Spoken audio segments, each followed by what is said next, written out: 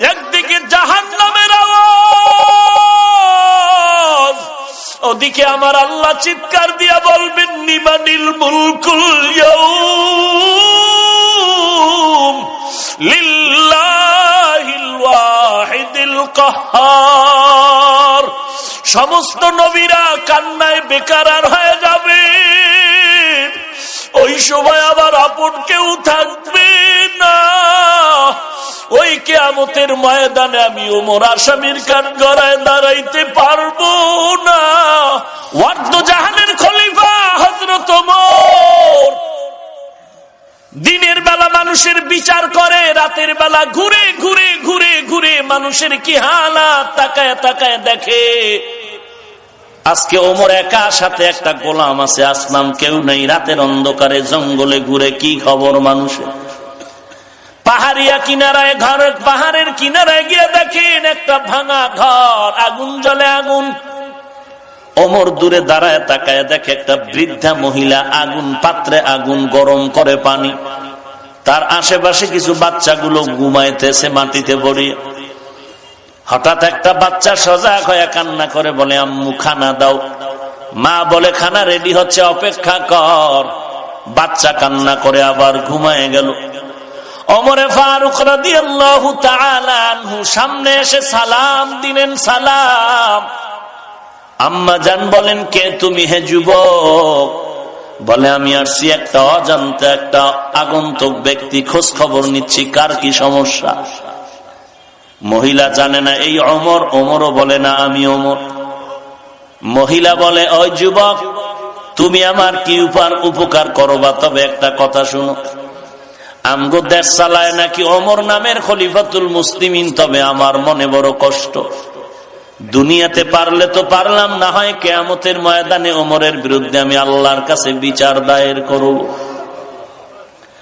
ওমর পরিচয়টা গোপন রাখিয়া কয়, মা কারণটা কি? বলে, ও যুবক, তুমি জানো না আজকে আমার ঘরের চুলা আগুন জ্বলে, খানা নাই। একদিন আর দুদিন না আমিও খানা পাই না। বাচ্চাগুলো না খেয়ে খেয়ে ধুকে ধুকে চামড়া পিঠের সাথে লেগে গেছে, মাটিতে পড়ে আছে। ওমর নিজের পরিচয় গোপন রেখে বলে, মা অপেক্ষা করেন, আমি একটু উপকার করতে পারি কিনা দেখি। হযরত ওমর গোলাম নিয়ে চলে গেলেন বাইতুল মাল, অর্থ মন্ত্রণালয়। ওমর নিজের হাতে একটা আটার বস্তা রেডি করে গোলাম রে কয়, রে ও গোলাম, এই রাতের মধ্যে আটার বস্তা মহিলার কাছে নিব, আমার মাথায় দে। আসলাম ডেকে বলেন, খলিফাতুল মুসলিমিন, আপনাকে দেখলে শয়তান পালায়া যায়। আপনি অর্ধজাহানের খলিফা, আটার বস্তা আপনি নিবেন না? না, আমি গোলামের মাথায় দেন। ওমর ডাক দিয়ে কয়, আসলাম তুই কি চাও আমি আল্লাহর দরবারে আসামি হয়ে দাঁড়াবো? বলে, না না। কয়, তাহলে আমার দায়িত্ব পালন করার সুযোগ আমাকে দাও। গোলাম নিরুপায় হয়ে ওমরের মাথায় আটার বস্তা তুলে দিলেন। অর্ধজাহানের খলিফা হযরত ওমর আটার বস্তা নিয়ে মহিলার বাড়ি হাজির। সালাম দিয়া বলেন, আম্মা জান ভেতরে ঢুকেন। মহিলা ভেতরে চলে গেল। ওমর আটার বস্তা নামাইয়া নিজ হাতে রুটি বানানো শুরু করলেন। ওমর নিজ হাতে রুটি বানাইয়া এরপরে বলে, আম্মা জান আটাও রেখে গেলাম, রুটিও রেখে গেলাম, রুটি খান, বাচ্চাদের দেন, আবার শেষ হওয়ার আগে খবর নিব।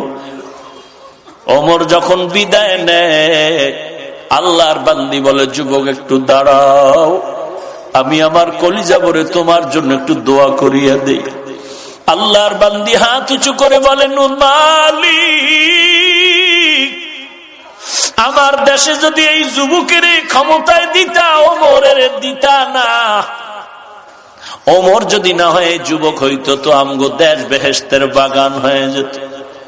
হযরত ওমর পরিচয়টা গোপন রেখে বিদায় নিয়ে চলে গেলেন। পরের দিন মসজিদে নববীর মধ্যে পরামর্শ ডাইকা ওমর ডাক দিলেন, যাও একজন বার্তাবাহক ওই এলাকার মহিলাকে বলো খলিফাতুল মুসলিমিনের দরবারে আসতে। ওমর যখন লোকটাকে পাঠায় দিল, লোক গিয়ে যখন বলল, যাও খলিফাতুল মুসলিমিন ডেকেছেন।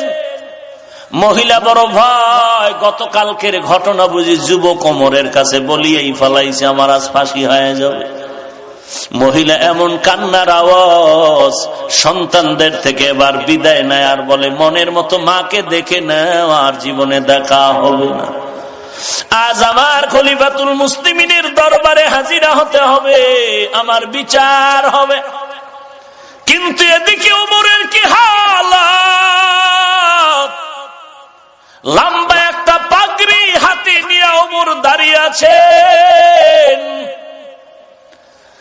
উপস্থিত পরিষদের কেউ কিছু জানে না কি হালাত। মহিলা আস্তে আস্তে করে ওমরের দরবারে যখন আসিয়া তাকায় দেখল, আশ্চর্য, গতকাল রাতের সেই যুগ।